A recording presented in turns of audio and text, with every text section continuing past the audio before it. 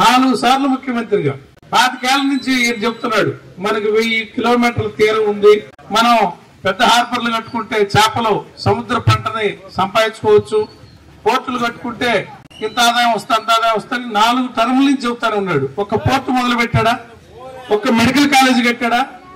అంతెందుకు ఈ తెలుగుదేశం పార్టీ నేదురుమల్లి జనార్దన్ రెడ్డి ముఖ్యమంత్రి ఉన్నప్పుడు 12 ఇంజనీరింగ్ కాలేజీలు 2 మెడికల్ కాలేజీలకి పర్మిషన్ ఇచ్చాడు ప్రైవేట్ వాళ్ళకి.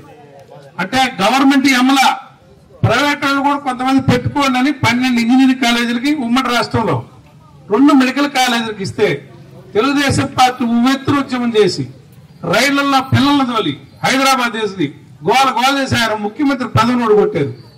అంటే విద్యను ప్రైవేటైజ్ చేస్తారా, చదువుని అమ్ముతారా, చదువుని రేపు కొనుక్కోవాలా అని. మరి చంద్రబాబు నాయుడు చేస్తున్న పని ఏంది?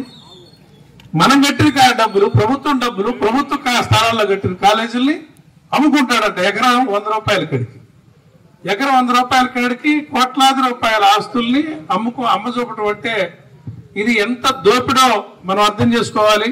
ఇతనికి అబద్ధాలు చెప్పి అధికారంలోకి రావటం ఒకటే సూత్రం ఆయన తెలిసింది.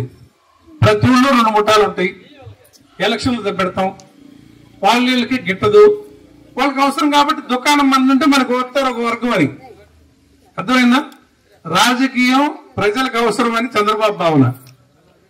వాళ్ళకి గిట్టున్నారు, మన పక్కే కదా వచ్చేది. 3వది ఉండకూడదు. చిరంజీవిని ఉదాహరణ చెప్తా. చిరంజీవి సినిమా యాక్టర్ ఉన్నప్పుడు ఆయనకు మంచి పేరు ఉన్నప్పుడు వాళ్ళ ఇంటికి ఆవిడ పోయింది, వీళ్ళింటికి వాళ్ళని పిలిచేవాళ్ళు. అసలు నాకు చాలా మిత్రుడు, అత్యంత ఆప్తుడు అని పేపర్లో ఈనాడు రాపించుకోవాలి. ఎందుకు? ఆయనకున్న గొప్పతనాన్ని ఈయనకి అట్లా పూసుకుందామని. తీరా ఆయన పార్టీ పెట్టాడు. ఆయన పార్టీ పెట్టినాక ఆయన పార్టీ పెట్టినాక మరుసటి రోజు నుంచి ఈనాడు పేపర్లో తిట్లు కాదు, అతనికి మైండ్ పోయి నేనేం పాపం చేస్తే ఇట్లా తిడుతున్నారు, నేను కొత్తగా పార్టీ పెట్టుకుంటూ చేసిన పాపమా, చంద్రబాబు నాయుడు నిన్నటిదాకా నాకెంత మర్యాద ఇచ్చాడు, ఇప్పుడు ఎందుకు ఇట్లా నన్ను తిడుతున్నాడు, ఇట్లా తిట్టిపోతున్నాడు ఏందని మతిపోయింది. ఎందుకంటే 3వ కనపడకూడదు. వీడి మీద కోపంతో, ఇప్పుడు మన మీద కోపంతో ఆయన కోట్ల దుకాణం అట్టు ఉండాలా.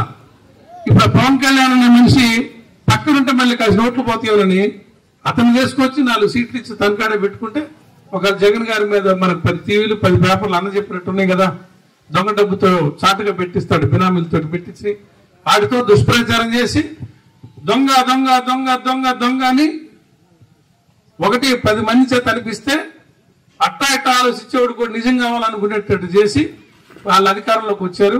ఇవాళ దోపిడీ చేస్తున్నారు, దోచుకుంటున్నారు.